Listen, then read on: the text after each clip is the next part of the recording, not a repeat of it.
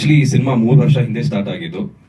ಅವಾಗ ಹೈದರಾಬಾದ್ ಕಾಲ್ ಮಾಡಿ ಇನ್ನೂ ಒಂದು ಸಿನಿಮಾ ರಿಲೀಸ್ ಆಗಿರಲಿಲ್ಲ. ಸೊ ಅವಾಗ ಸರ್ ಕಾಲ್ ಮಾಡಿ ಒಂದು ಸ್ಕ್ರಿಪ್ಟ್ ಇದೆ ನಿಮಗೆ ಹೇಳಬೇಕು ಅಂತ ಹೈದರಾಬಾದ್ ಕರ್ಸ್ಕೊಂಡು ಸ್ಕ್ರಿಪ್ಟ್ ಹೇಳಿ, ಸ್ಕ್ರಿಪ್ಟ್ ತುಂಬ ಇಷ್ಟ ಆಯಿತು, ಸ್ಟೋರಿ ತುಂಬ ಇಷ್ಟ ಆಯಿತು, ಅವರು ತುಂಬ ಇಷ್ಟ ಆಯಿತು, ಇಡೀ ಟೀಮ್ ತುಂಬ ಇಷ್ಟ ಆಯಿತು. ಅವಾಗ ಅವ್ರು ಸ್ಟ್ರೈಟ್ ಆಗಿ ತೆಲುಗು ತಮಿಳ್ ಮಾಡ್ಬೇಕಂತ ಹೇಳಿದ್ರು ನನಗೆ.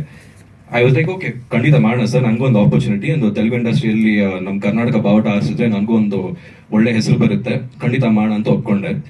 ಸೊ ಕಟ್ ಮಾಡಿದ್ರೆ ಮುಹೂರ್ತ ಟೈಮಲ್ಲಿ ನಂಗೊಂದು ಸರ್ಪ್ರೈಸ್ ಕೊಟ್ಟರು ಸರ್.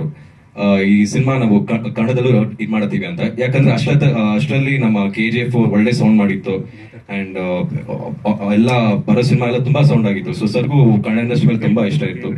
ಅಂಡ್ ನಾನು ಅನ್ಕೊಂಡೆ ಓಕೆ ಫೈನ್, 3 ಲ್ಯಾಂಗ್ವೇಜ್ ಒಟ್ಟಿಗೆ ರಿಲೀಸ್ ಆದ್ರೆ ನನಗಿನ್ನ ಪ್ಲಸ್ ಪಾಯಿಂಟ್, ನನ್ನ ಇಂಡಸ್ಟ್ರಿಗೆ ಒಂದು ಸೌಂಡ್ ಆಗುತ್ತೆ ಅಂತ ನಾನು ಒಪ್ಕೊಂಡಿದ್ದು. ಬಟ್ ನಾನು ಅವಾಗಲೇ ಹೇಳಿದೆ ಸರ್ಗೆ, ಸರ್ ನೀವು ರಿಲೀಸ್ ಮಾಡ್ತಾ ಇದ್ದೀನಿ ಅಂದ್ರೆ 3 ಭಾಷೆ ಒಟ್ಟಿಗೆ ಮಾಡಿ, ಅಂಡ್ ಎಸ್ಪೆಷಲಿ ಕನ್ನಡ ಮಾಡ್ತಾ ಇದ್ದೀರ ಅಂದ್ರೆ ಇದು ನನ್ನ ಮಾತೃಭಾಷೆ, ಇದು ನನ್ನ ಮಾತೃಭಾಷೆ. ಸೊ ನೀವು ಕನ್ನಡದಲ್ಲಿ ಅತಿ ಗಟ್ಟಿಯಾಗಿ ನೀವು ಪ್ರಮೋಷನ್ ಮಾಡಬೇಕು ಅಂತ ಹೇಳಿದ್ದು.